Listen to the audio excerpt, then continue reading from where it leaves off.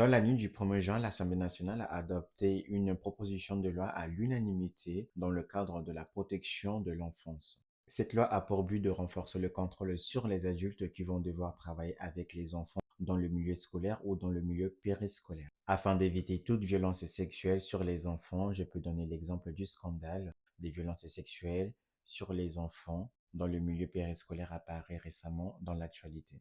Cette loi prévoit alors une obligation aux adultes de présenter un certificat d'honorabilité qu'ils doivent renouveler tous les 3 ans. Et aussi, je précise que cette loi prévoit une liste noire où seront inscrites toutes les personnes considérées comme dangereuses pour éviter leur réemploi dans d'autres établissements lorsqu'ils sont suspectés de tels actes.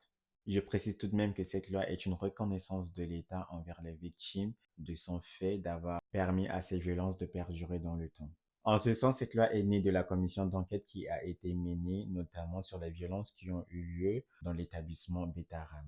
En fait, pourquoi je vous parle de cette loi? Lors de son adoption à l'Assemblée nationale, les députés ont dû faire un choix, notamment en abandonnant un article qui est jugé important selon moi. Cet article porte sur le secret confessionnel lié aux prêtres dans les églises catholiques. Certes, je suis un juriste en devenir et que le secret professionnel est important quoi qu'il arrive, mais je pense que dans ce cas précis, on aurait dû créer une exception tout de même, notamment dans le cadre des violences sexuelles subies par les enfants. Mais je pense tout de même que cette exception existe déjà dans plusieurs domaines, excepté pour le moment dans le cadre de confession pour les prêtres. Afin que cette loi soit promulguée, donc maintenant, il reste aux sénateurs de le ratifier à leur tour.